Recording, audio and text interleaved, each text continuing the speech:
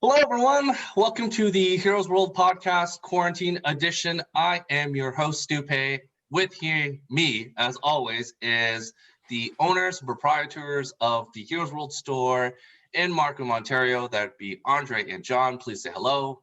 Hey, guys. Howdy, folks. Of course, we're joined with the Prince of Mischief himself, Rob Gadet. I'll say hello and not howdy because this is not 1954. Hey, man. Hey, now. I was going to say ahoy, ahoy. So let's continue on. Oh, stupid. If you want a little bit more recent times, What up? As Mr. Burns would say. Welcome to the podcast today. Of course, the Heroes World podcast is essentially a podcast that we talk about science fiction, comic books, pop culture, geek stuff, essentially. These are all the conversations we typically have in the store. But we basically decided to record it so we could share it with the rest of the world, so you could kind of get an insight to be the fly on the wall, listen in, and kind of have that same experience as if you were in the store at this current time. So again, we're doing our continuing series of The Mandalorian. We are doing our brief review into that. So this is episode 6 of season 2, or chapter 14, called The Tragedy. So our favorite segment starts as always, is Andre is going to tell us what happens without giving any type of adjectives, positive or negative, about what happened in this episode. So brief summary. What happened? But it's called The Tragedy, so we already know. We don't know what the tragedy is. Andre. Okay. I'm just going to be the tragedy is the show is still going. Nope. All right.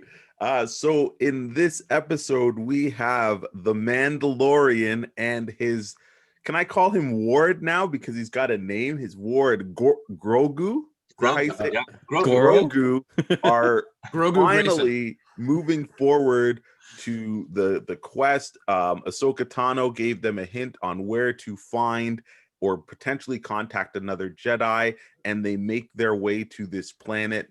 The Mandalorian easily finds the temple, but another ship comes in, and that ship is carrying none other than, we will wait for that spoiler. Yeah. Then the Imperials come in, and we get the return of a very dark Vader-esque Mr. Gideon and some brand new shiny black stormtroopers, and they rocket away with the child, leaving the Mandalorian without a ship and without a lead, but on a new quest to regain the child. Very excellent, Andre. Very nice. Though I'm going to dock you a little bit of marks there for not addressing Gideon as his full title, Moff Gideon. You don't get that overnight. You got to earn the title. It's you. I gave him. Where does the Moff rank? It's like Lieutenant Darth Vader Commander Moff. He's looking very. Moff is a general, I believe. Andre, is that Grand Moff Gideon? Grand Moff's name? Moff Gideon. Grand Moff is at the highest of order, and then it goes Grand Moff, like for example Tarkin, and then it goes Moff. So I think Moff is like a secondary thing. But what rank do you have to be to avoid being force choked? Vader, there's not. I only think Grand Moff. Just don't be in the room. Yeah, just don't be in the room. Remember, he choked that guy out across the ship. Remember, he just looked at him. If you're the stormtrooper who's tasked with like cleaning toilets, you're good. Like it's a job, no pun intended, but you're not getting choked out. Wasn't those captains? Because he destroyed one of the captains on one of the Star Destroyers. I don't think it was a Moff. I think it was just a regular captain. Yeah, what rank do you have to attain to be able to avoid the Vader choke when you F something up? You know what I mean? You got to be in line with the Emperor. So that's you got to. I'm sure there's an order of. Does he have to visualize who he can choke like Nightcrawler? So that's why you can choke across the street. So if you're like Rob said, if you're cleaning the toilets, Vader doesn't use the regular public toilets on the Death Star. He uses the VIP toilet. You don't want an upgrade. You don't want to be like, hey, we've got. So he can't picture you and choke you. That's right. So. We don't even know if he has a bodily system, John. So let's continue on. What would David Hasselhoff be? Would he be the Hoff Moff or Moff Hoff? How would that work? I don't think he gained the rank enough to do it. I don't think he's a bad enough person to kill the people necessary to get to the Moff. That's offensive to David Hasselhoff fans everywhere. So thank you very much, Stuart. I'm not gonna say anything to get myself in trouble. Okay, so we're going full spoilers. John has done a delightful time to burn some of his time, so as the counter is great. I thought it was a valid question. It's not a valid question. We're gonna carry on. You took the time to answer it, so John was very quiet anyways. John didn't say much besides "I liked it" and I got nothing. So we're gonna carry on. So we're gonna full spoilers of the episode. We're gonna go full into it. So there's no holding back because there's the moment, like 4 minutes in, the spoilers are all about. Like as soon as you see that ship fly in, it's over. So let's go full into it. Rob, give us your full spoiler thoughts, everything on the episode, The Tragedy.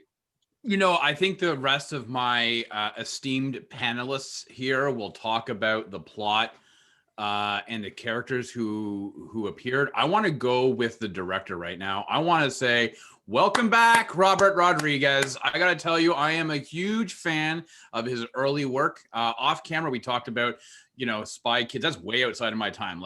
So I get why he made those movies. Shark Boy and Lava Girl? Yeah, he made some. Nope, didn't watch it. He made some serious bank, and I'm happy for him. And he's allowed him to do his pet projects. Also allowed him to produce other people's projects because of that. So for an artistic perspective for him, I'm glad. But from a directive perspective, for me as to watch, oh man, this episode was amazing in terms of its action. I am a fan of El Mariachi. I'm a huge fan of Desperado. To see what he did and how he manipulated the camera angles, the fight scenes, it was brutal. This may have been the most brutal, and I mean this in a good word, Andre, it's maybe the most brutal fight scene that we've seen in this, what is this, chapter 16 or whatever, 16 episodes of this series. If you are a fan of those two movies I've mentioned, when you see Ming-Na when she jumps off and she's got the rifle and she, the way the angle, that is right out of Desperado with Antonio Banderas. It's the exact same angle. So it's a little bit of an Easter egg for cinephiles.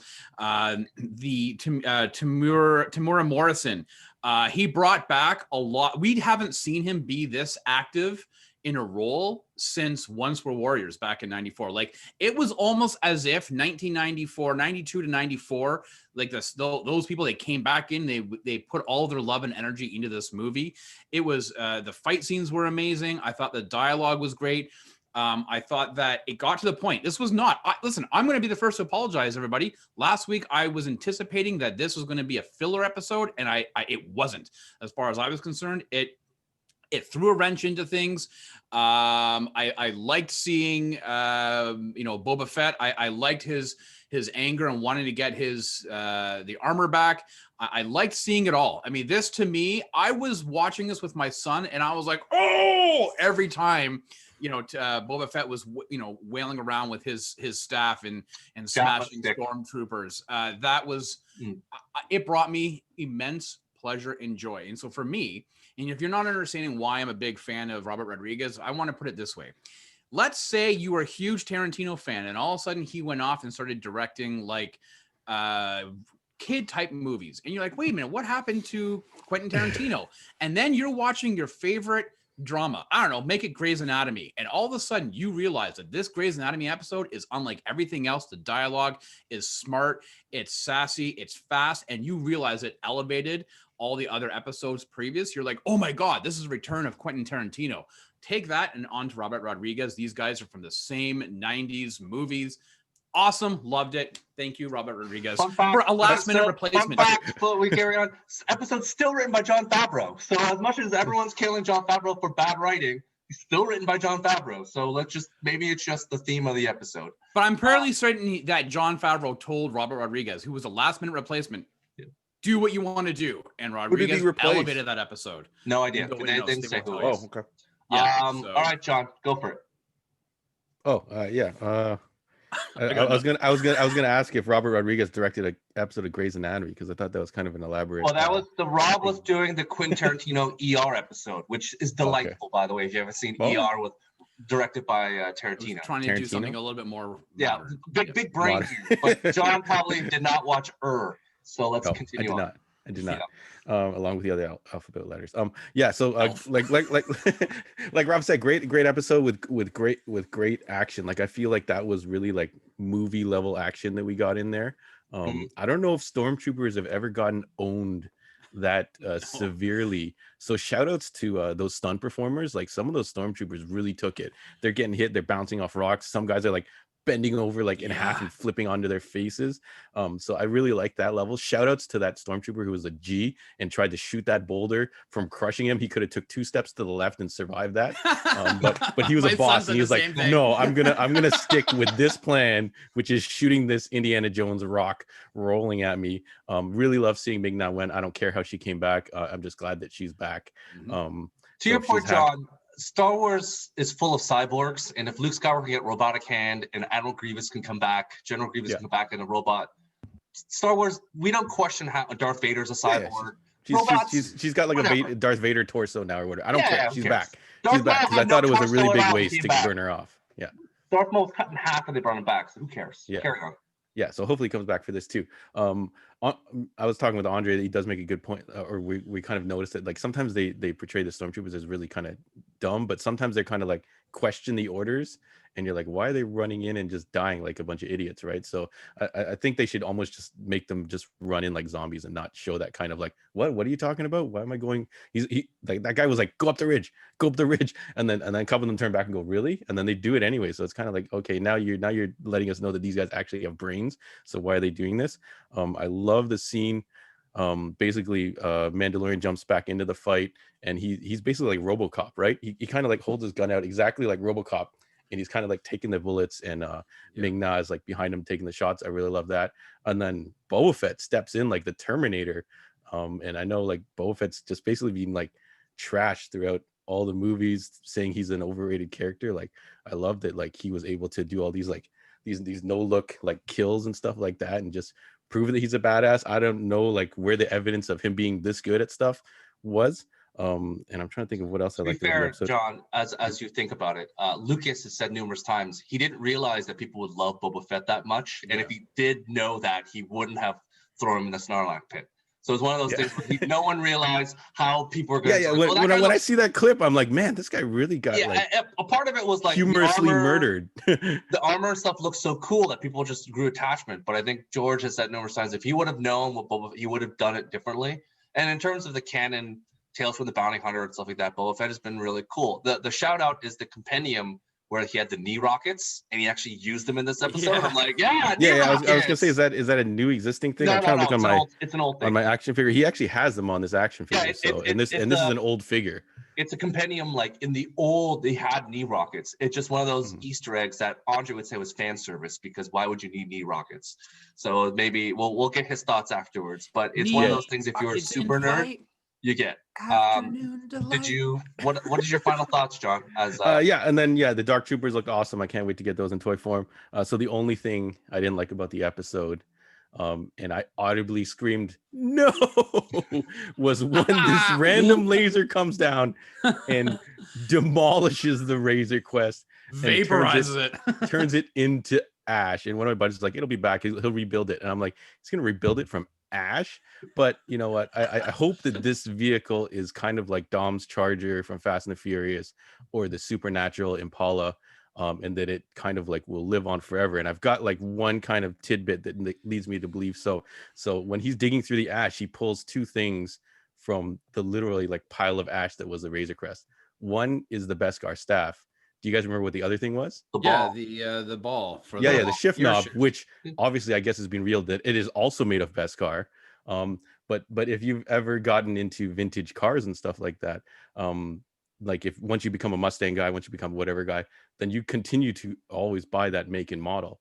And the shift knobs, a lot of them have custom threading. So the fact that he took that knob back out, you might think it's to give it back to the child, but no, it's for when he buys his new vintage Razor Crest and he has the proper thread pattern that he's going to put that knob back on, because he's definitely like an old school guy. So I have no fear that the Razor Crest will be back in some shape or form.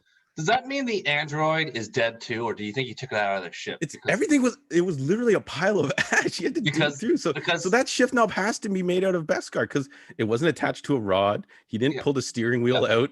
Like he didn't have the seat. He didn't have nothing. So like it survived. So it must mean something to him. So you're saying he's got a tough knob? Is that what you're saying, John? Yeah, it's tough. Okay.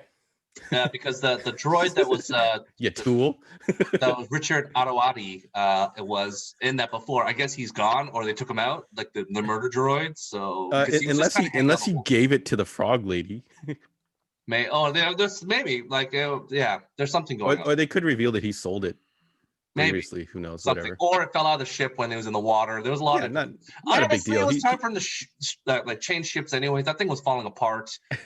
He'll get a new one made out of Beskar. Maybe it was a little ghetto. Like it had no technology that was it was really old. So let's change it up. Let's change it up. I like it more than the Slave One. Did you guys notice that the concept art at the end showed? I don't know if they've ever showed Slave One interiors before.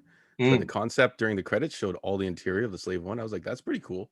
Yeah, if you were a real nerd, you could stop and look at the Mandalorian writing in the Slave One and whatnot. The Slave One is okay as well. It's not. I think some people have translated all that writing, right? When he pops up the. Yes. One of my favorite themes of the episode was the honor for bounty hunters. I guess the kind of whole like. I don't know if that's a normal thing or whatever that they're going to honor this deal that they made on a whim. Like I thought that was really cool. Like everyone kind of loves this idea of these bounty hunters and stuff. So now adding this whole like kind of like honor among thieves type thing where they're going to like band together and I guess make their Avengers team and go and save Grogu now or whatever. Yeah. Like I really like that concept. I don't know if you guys are going to touch on the whole like Jango Fett and so let me get Mandalorian history or whatever because I didn't see episode 2 and 3. So let's go a couple points before Andre goes because Andre's gonna unleash and go a lot. So a lot of questions in this episode about Boba Fett knew that Cobb Vanth had the armor. Why didn't he go grab it at any point in time? I'm like maybe I think he might have known and maybe he was being honorable because that guy got the armor. Was helping his town. Helping his town and being like. Here's the thing. We don't know what happened between the Sarlacc pit to now. Clearly, we know that he maybe was rescued by the Tusken Raiders because he has a Tusken Raider staff weapon. He had a rifle from the Tusken Raiders and wearing the robes of the Tusken Raiders. So maybe he was nursed back to health and then the armor was stolen from him and he saw what Cobb Vanth is doing. That's honorable. I'm not going to do it. We know that Boba Fett was a jackass and like a total kind of all for himself character before the trilogy and after, but we don't know what happened directly causation after going to Sarlacc pit. So maybe there's a come to God moment of the two sons behind John that changed the way he did things and he hid clearly Slave One somewhere. Andre, you can't shake your head. You don't know what's going on. You're not writing the show. Don't do that. Don't do that. He knows what's going on. You're reaching, bro. You're reaching. It's good though. It's good. First of all, we both don't know what the story is, so I don't know how it's reaching. But I can shake my head though. We do not know, so therefore, it's like you coming up with the Master Chief story right now. You have no idea. You're just reaching as well, or Mass Effect, or whatever. We just don't know at this standpoint, and until the definitive storyline comes up, which will be shortly, we'll find out once that show comes out. But at least to the point of what we can say is real. Was that in the various TV shows that there's been contradicting information about whether Boba Fett was and Jango Fett were in fact Mandalorians. And then this episode, it just cleared the air because in the Rebels where was the controversy, Stu? There was never any controversy. Because the controversy was made because this show came out and then they said this thing about the helmet and this is the way. And then people said he wasn't a Mandalorian. No. So Andre, did you remember our cartoon show, Andre, where they said Jango Fett is not a Mandalorian. He's a two-bit thug that doesn't represent us. Do you remember that conversation that happened? I remember that, but that doesn't change that he wasn't a Mandalorian. So did you not read the Dark Horse comics where they showed he was a foundling? But that's legacy. But the TV show is canon. So you can. Am I incorrect, Andre? Is that book part of canon or is that legacy? But also, if you go back to Attack of the Clones, they picked the best Mandalorian warrior to train the clones. Yes. And all the clones have Mandalorian. All the clones know how to speak Mando, and they're trained with Mandalorian traditions. Yes. So there was never any question that Jango Fett was a Mandalorian. 100%. You're incorrect, Andre. I'm sorry, you're incorrect. Yeah. Because I'm incorrect? Yes, you are. Because good luck. Nice try, Stu. Well, let me I'll take my Star Wars knowledge over yours 1,000 days to one, man. So before you just slash me and cut me up before giving any type of rebut, because that's kind of rude. But let me just go into this, Andre. You are correct in terms of all that what you said. But remember the order of operations. All the shows that you just said was correct in terms of, yes, Mandalorian, he speaks Mandalorian, blah, blah, for the movies. But then if you look at the order of operations, that movie said he was Mandalorian.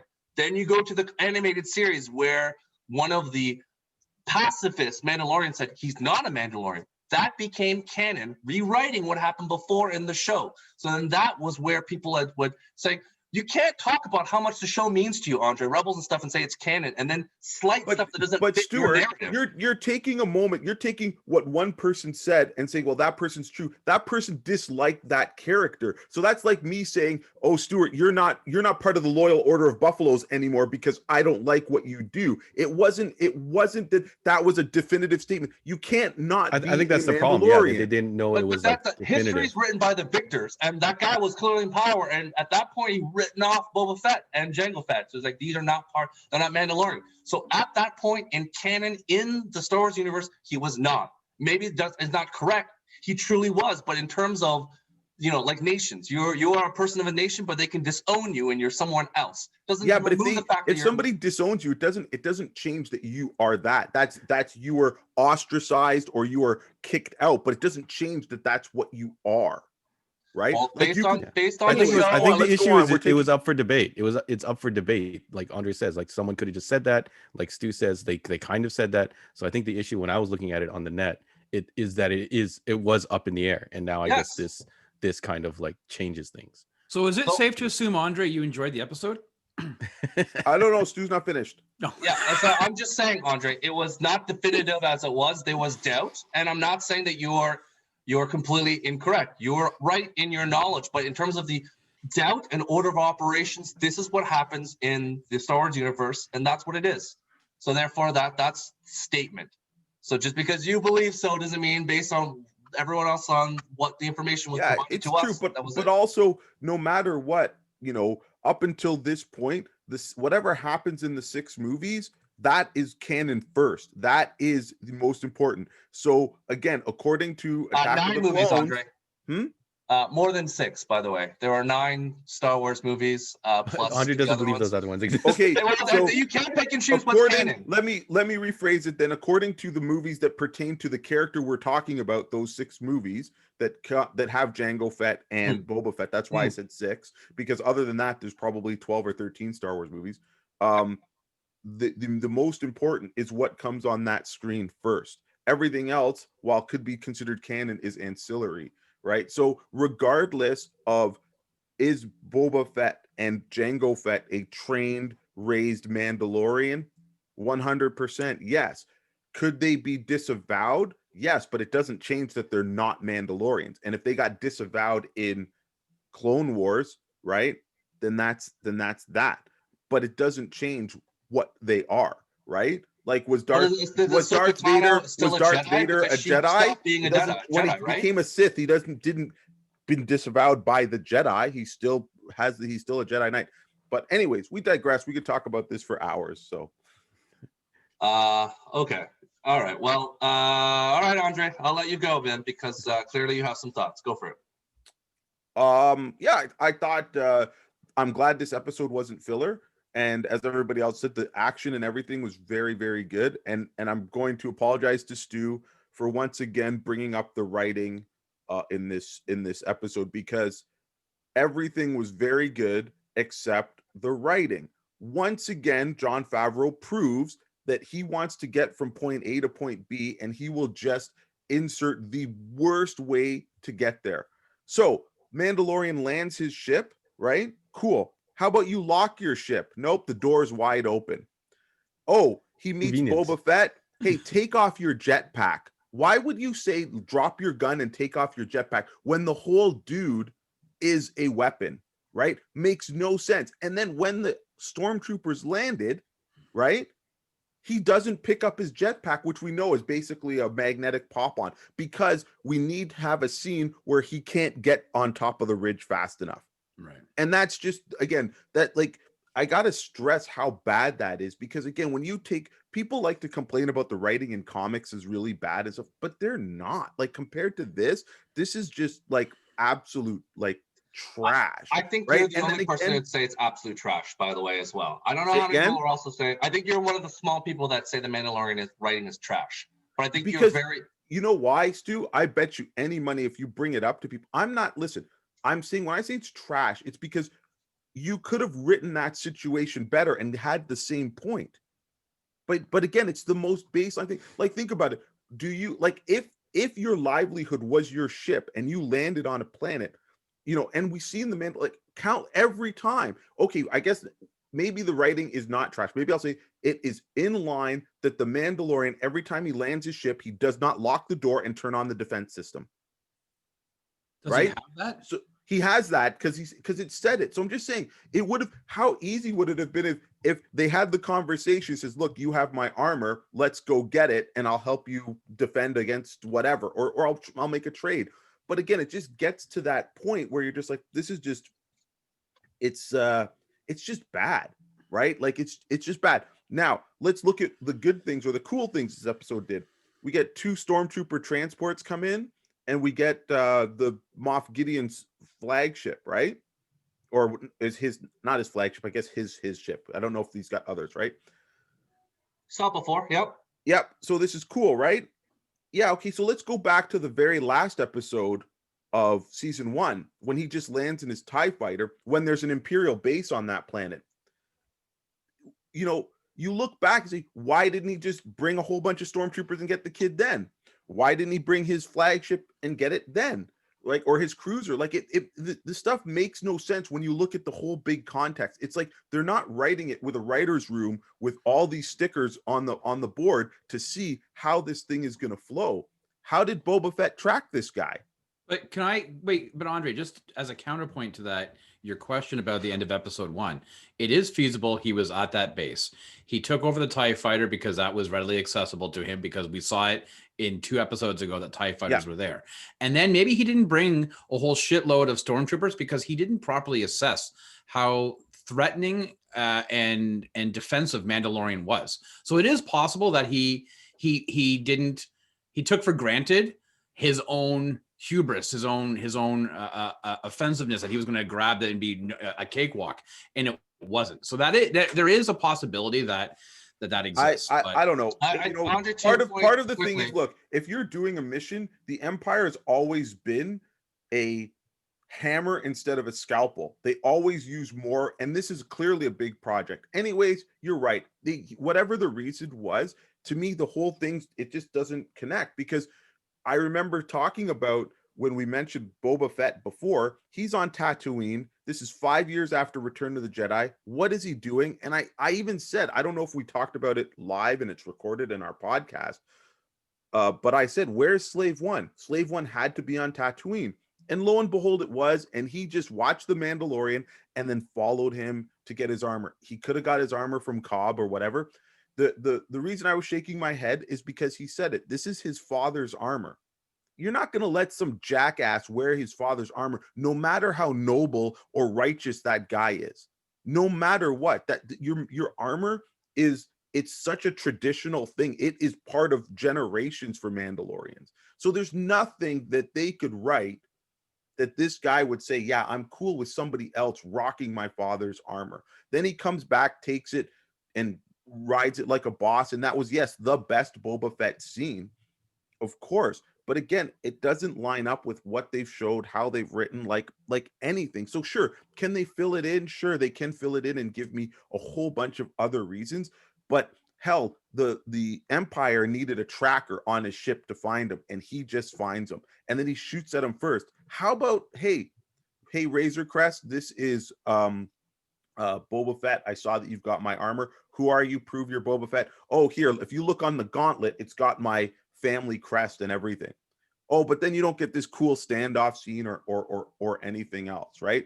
And yes, that stuff was extremely cool in the show, right? It was a great action episode, but again, I think the writing on it is just so piss poor to get where they were going. Like, they could have got there the exact same way, and it could have been 10 times tighter, right? But then we have to just assume all of this other stuff that this guy doesn't do this. John loved the Beskar scene where he's just taking shots from stormtroopers. Let me ask you this. If most Mandalorian armor is made from Beskar, how do they lose any fight to a Jedi or to stormtroopers when they can take those blasts? Because in the previous episode, he's blocking lightsabers and stuff. Unfortunately, my knowledge is only from reading tons of comic books, playing games, all this stuff. So maybe they can change it and stuff like that. But again, I don't know how anybody would beat 10 to 12 to a battalion of Mandalorians if they had Beskar armor like that. There's no goddamn way. You couldn't even, like, a Jedi couldn't even cut him, right? So if you had, and we've seen that this guy isn't particularly the best and sharpest tool of the Mandalorians, right? So every time he's just taking these shots. So again, if they have this armor that's unstoppable, how did the Empire purge them? The only way they purge them would be, well, let's blow them up from orbit, like in Aliens, drop a nuke on them, right? So it's just like they're doing cool scenes, they're doing all this stuff. But for me, again, it's not washing. If that's your fighting style, man, that's what you're gonna do. You're gonna stand and take blaster shots and all that stuff. I'm gonna cut you off because you're running in circles. At this point, I want to just mention that every show, whether it's a police procedural, medical show, anything like that, is written in a way to push the spotlight for stories and whatnot. Like, I'm sure you've seen Comic Book Men, Andre, and you're like, this is not what it's like to run a store where a person randomly comes in all the time saying, I have this unique action figure, let me call a guy that can give a history of it. So this is just in a way for entertainment. I think this is not a real account, because if my wife was to watch any Grey's Anatomy, which she did with me the other day, just watching, she was like, this is just utter madness. Why would you do the following 12 steps? You do the one CT scan, it's over. You wouldn't do all this other stuff, but it's for drama. It's for storyline. So yes,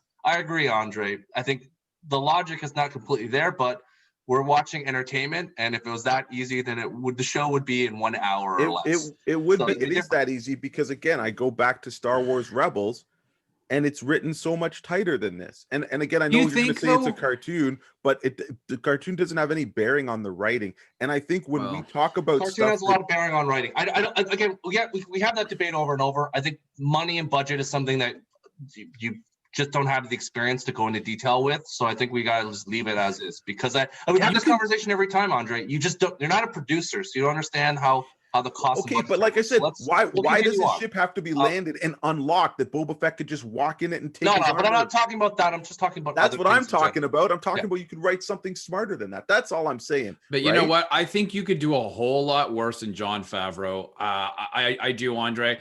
Yeah. Sometimes I think that you have to just accept certain things and enjoy it as its whole. It's as opposed to nitpicking. Like, I get what you're saying. So that's nitpicking? No. Who talked about the guy wearing the hat in that show, dude? Well, yeah, but that was continuity errors. So I'm talking about when you're saying, why didn't he just take his key fob out and press the alarm on the Razor Crest? Like, to me, I'm just like, okay, whatever. As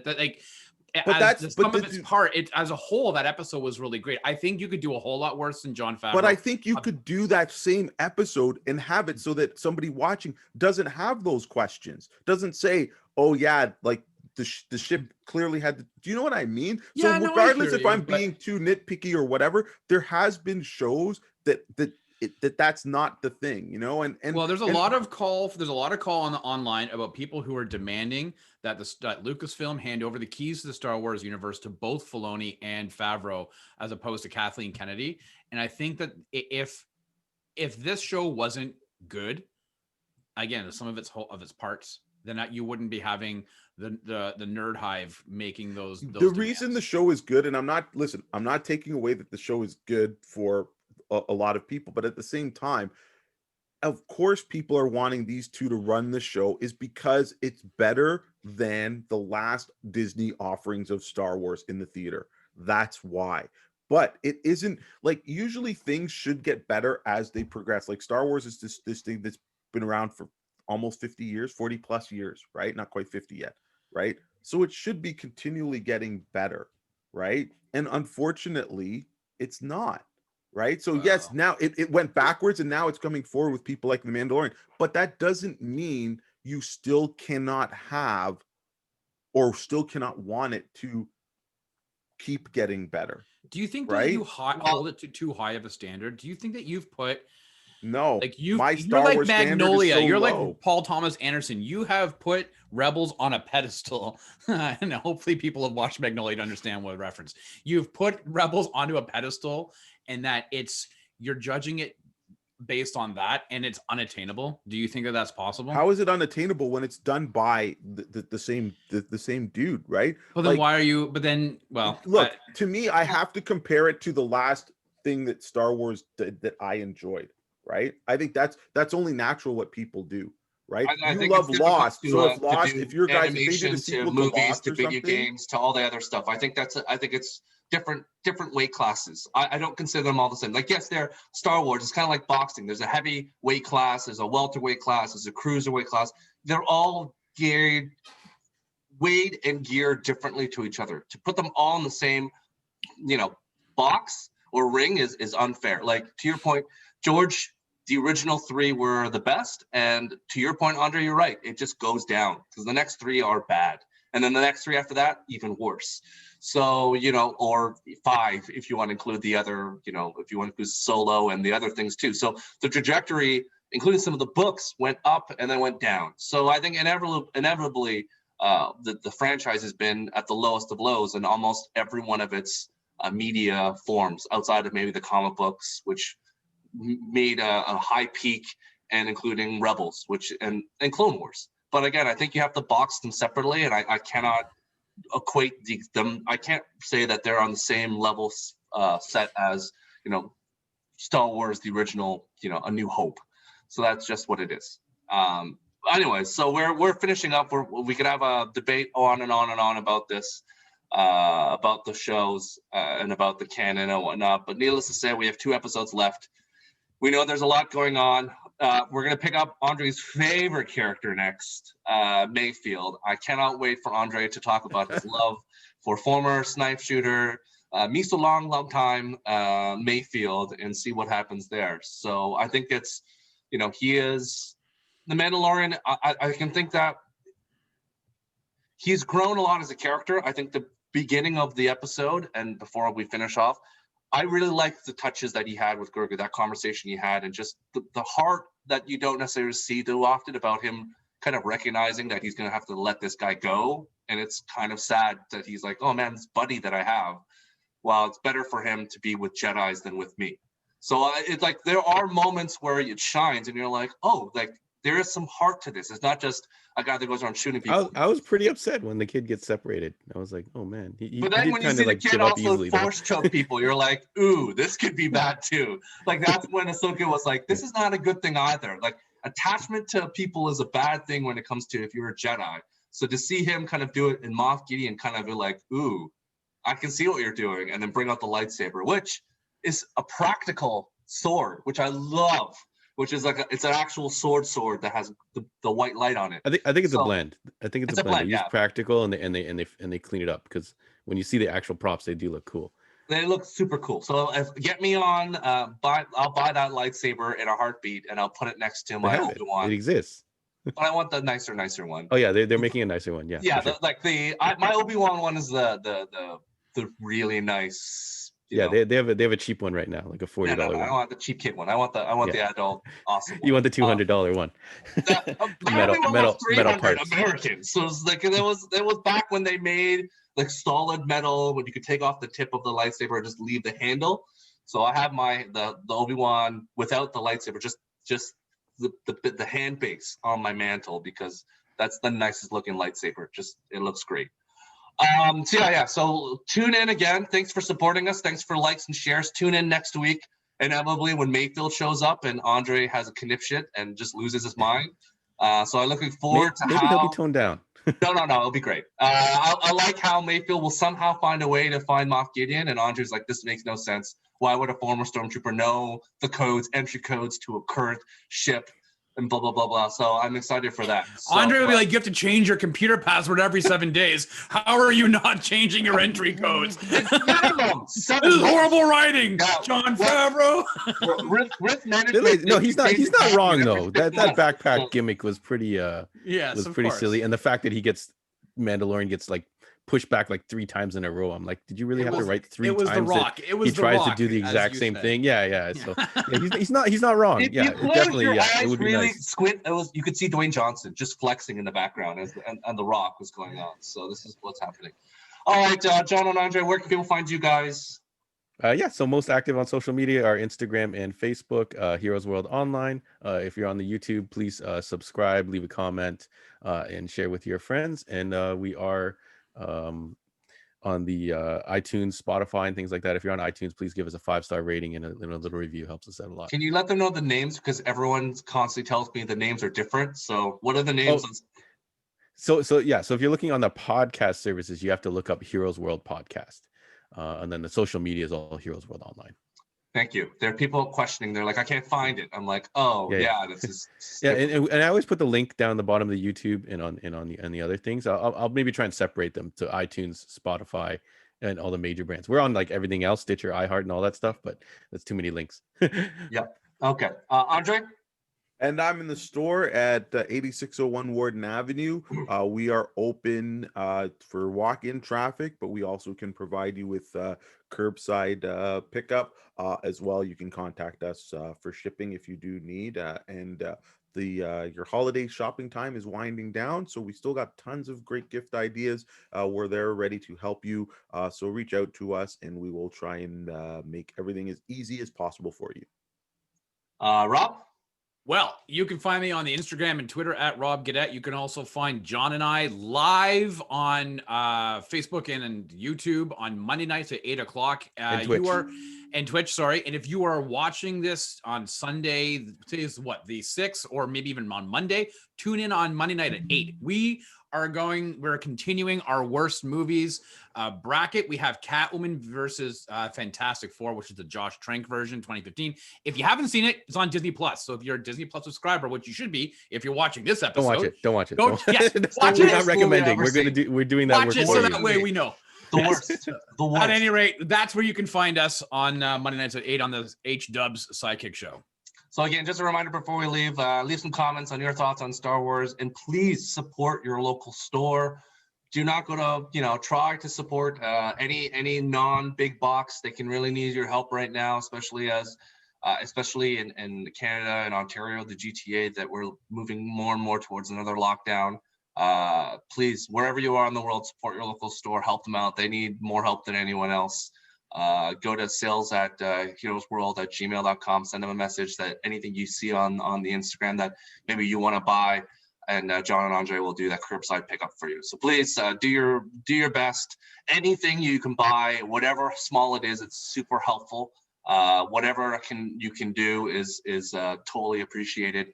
So go help out your local store, whether it's an action figure or social distance D&D. Buy some books, do some D&D online, get your friends together on Zoom, do stuff. So please continue on, do it. Thanks for joining us today. Have a good one. See you all later. Thanks. See ya. Bye, everyone. Take care.